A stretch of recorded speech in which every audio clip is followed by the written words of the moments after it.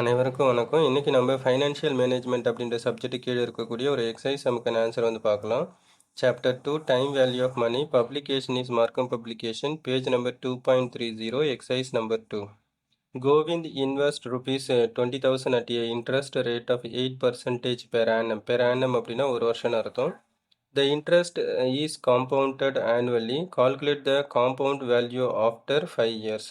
அதாவது compound interest அப்படின்னா கூட்டு வட்டி சொல்லுவாங்க. காம்பவுண்ட் வேல்யூ அப்படின்னா இன்ட்ரெஸ்ட் ப்ளஸ் பிரின்சிபல் ரெண்டுமே சேர்ந்து அதோடைய கூட்டுத்தொகை அப்படின்னு அர்த்தம். 5 இயர்ஸ் கழிச்சு எவ்வளோ அப்படின்றத கண்டுபிடிக்கலாம்.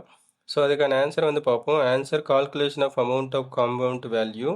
ஸோ ஃபார்முலா நம்ம அப்ளை பண்ணிக்கலாம். இதுக்கான ஃபார்முலா வந்து பார்த்திங்கன்னா A equal to P multiply with bracket open பண்ணிப்போம் 1 plus R divided by 100 close the bracket raised to the power of T.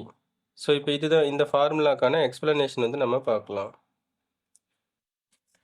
இப்போ கொஸ்டினில் இருக்கக்கூடிய டீட்டெயில்ஸ்லாம் எடுத்துகிட்டு வந்து மென்ஷன் பண்ணிப்போம். ஃபர்ஸ்ட் வந்து பார்த்திங்கன்னா ஏ அப்படின்றது வந்து ஃபைனல் அமௌண்ட்ஸ் அப்படின்னா principal value plus interest value. அதுக்கடுத்தது பி அப்படின்றது பிரின்சிபல் அமௌண்ட்டு. கொஸ்டினில் வந்து 20,000 கொடுத்துருப்பாங்க. அப்போ ஏ தான் ஃபைனல் அமௌண்ட்டு தான் நம்ம கண்டுபிடிக்க போகிறோம்.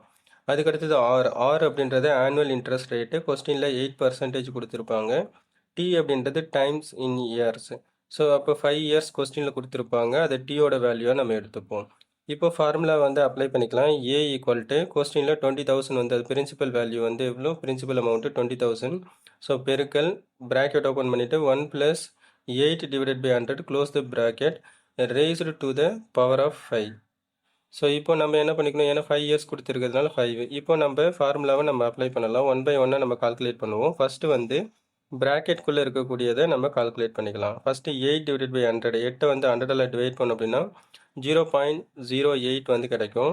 தென் வந்து பார்த்தீங்கன்னா 1 ப்ளஸ் அதை வந்து 0.08 வந்து 1ஆல் ப்ளஸ் பண்ணோம் அப்படின்னா 1.08 வந்து கிடைக்கும். தென் வந்து பார்த்தீங்கன்னா 1.08 வந்து இங்கே 5 அப்படின்னும் போது பார்த்தீங்கன்னா raised to the power of 5 அப்படின்னும் போது ப்ராக்கெட்டுக்குள்ளே இருக்கக்கூடிய வேல்யூ வந்து 5 டைம்ஸ் மல்டிப்ளை பண்ணணும் அப்படின்னு அர்த்தம். ஸோ அப்போ நம்ம மல்டிப்ளை பண்ணலாம். ஃபஸ்ட்டு மென்ஷன் பண்ணிப்போம். அப்போ 1.08 multiply 1.08 multiply with 1.08 multiply with 1.08 multiply with 1.08. So இந்த மாதிரி நம்ம பிரித்து போட்டுக்கிட்டோம் அப்படின்னா நமக்கு வந்து கால்குலேஷன் பண்ணுறதுக்கு ஈஸியாக இருக்கும். இப்போ நம்ம மல்டிப்ளை பண்ணோம் அப்படின்னா நமக்கு வந்து 1.4693 வரும். இதை வந்து நம்ம 20,000 மல்டிப்ளை பண்ணோம் அப்படின்னா 29,386.56 அப்படின்றது காம்பவுண்ட் வேல்யூ அப்படி சொல்லிட்டு நம்ம மென்ஷன் பண்ணிக்கலாம். தட்ஸ்